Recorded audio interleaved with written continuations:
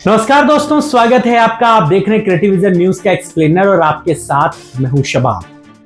उत्तर प्रदेश की सियासत में पल्लवी पटेल का एक बार फिर दमदार अंदाज दिखा है, जो ना सिर्फ जनता की आवाज को बुलंद कर रहा है बल्कि सत्ताधारी बीजेपी और उनके बड़े बड़े दिग्गजों को एक आईना दिखा रहा है। सिराथू की शेरनी पल्लवी पटेल एक बार फिर से सुर्खियों में है और इस बार उन्होंने 22 किलोमीटर की बाइक यात्रा करके पुलिस को चकमा देते हुए एक पीड़ित परिवार से मुलाकात की है। यह कदम न केवल उनकी जमीनी ताकत को दर्शा रहा है बल्कि यह साफ संदेश भी दे रहा है कि वो उप मुख्यमंत्री केशव प्रसाद मौर्य और बीजेपी की तथाकथित अजेय मशीनरी को हल्के में लेने के मूड में बिल्कुल नहीं। तफसील से खबर आपको समझाएंगे। बात फतेहपुर की है, जहां एक महीने पहले पुरानी रंजिश में एक 65 साल के बुजुर्ग की निर्मम हत्या कर दी गई। हमलावरों ने न सिर्फ बुजुर्ग को मार डाला बल्कि 2 अन्य लोगों को भी जख्मी कर दिया, घायल कर दिया। इसमें एक रिटायर्ड पुलिस कांस्टेबल भी शामिल था। ग्रामीणों ने हमलावर को पकड़कर पुलिस को सौंप दिया, लेकिन पीड़ित परिवार का कहना है कि बीजेपी शासित उत्तर प्रदेश की पुलिस अपनी आदत के मुताबिक सुस्ती का सूरज चढ़ाए बैठी है। ऐसे में पल्लवी पटेल ने एक ट्वीट कर ऐलान किया कि वो पीड़ित परिवार से मिलेंगे, लेकिन बीजेपी की पुलिस, जो शायद सबका साथ सबका विकास का नारा भूलकर सिर्फ नेताओं की सुरक्षा में व्यस्त थी, उन्होंने पल्लवी पटेल को रोकने की हर संभव कोशिश की। 2 जिलों की पुलिस पल्लवी पटेल पर नजर बनाए हुए, मगर पल्लवी पटेल कौन सी उन नेताओं में शुमार हैं जो रुक जाती? उन्होंने अपने कार्यालय के पिछले दरवाजे से निकलकर अपने कार्यकर्ता विनोद कसेरा को बाइक पर बुलाया। बाइक पर उन्होंने अपने मुंह पर अपने दुपट्टे को बांधा, चेहरे को ढककर वो गांव की कच्ची पगडंडियों से 22 किलोमीटर की दूरी तय करके पीड़ित परिवार से मिलने पहुंचे। वहां उन्होंने परिवार का दर्द सुना, उनकी हिम्मत बढ़ाई और फतेहपुर एसपी को फोन करके 2 टूक सुना दिया। कहा कि अगर न्याय नहीं मिला तो सड़क से लेकर विधानसभा तक हंगामा होगा। नतीजा यह हुआ कि गांव में पुलिस के खिलाफ प्रदर्शन शुरू हो गया और बीजेपी की कानून व्यवस्था की कलई खुल गई। मैं नहीं कह रही हूँ, समूचा गांव आपके लोगों के सामने बोल रहा है। इसके अलावा यहाँ परिवार की मांग है कि उनको एक असलाह मिलना चाहिए। इनका घर पीछे आगे सब तरफ से बिल्कुल खुला हुआ है और आपके एक मर्डर हुआ है, 2 लोग बहुत ही ज्यादा सीरियस कंडीशन में हॉस्पिटलाइज्ड हैं। अभी तक यहाँ पर एडमिनिस्ट्रेशन का कोई व्यक्ति नहीं आया पूछने के लिए कि आप लोग जिंदा हो कि मर गए। नहीं, कोई नहीं। अवगत होना बात अलग होती है। No, please don't try to tilt my words. अवगत होना बात अलग। अवगत तो मैं भी थी लखनऊ में, लेकिन मैं यहाँ पर स्थान पे बैठ करके आपको बता रही हूँ कि यहाँ पर लोग बोल रहे हैं, परिवार बता रहा है कि प्रशासन से एसडीएम एडीएम यहाँ कोई नहीं आया है।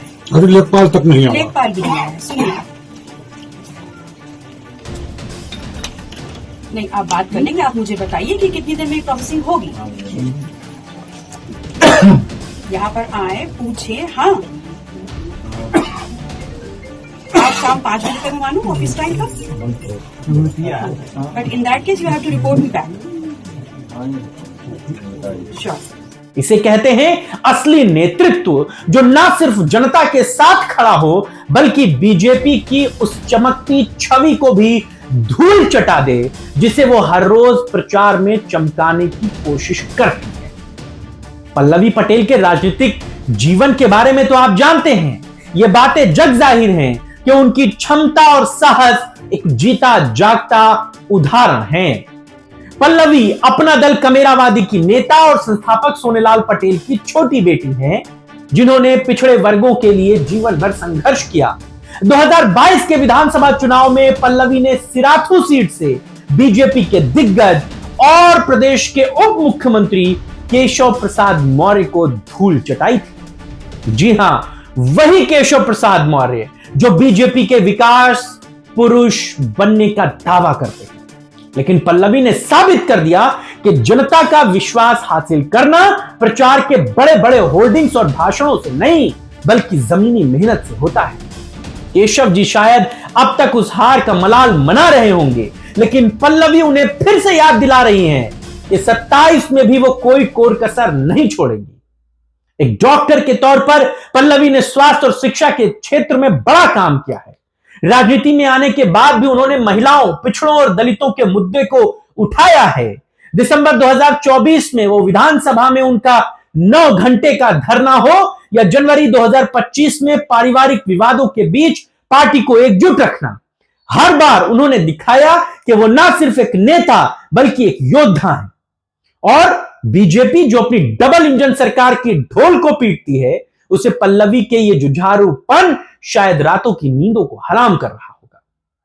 समाजवादी पार्टी के साथ उनकी साझेदारी है जो इस बार के चुनाव में एक गेम चेंजर के तौर पर साबित हो सकती है।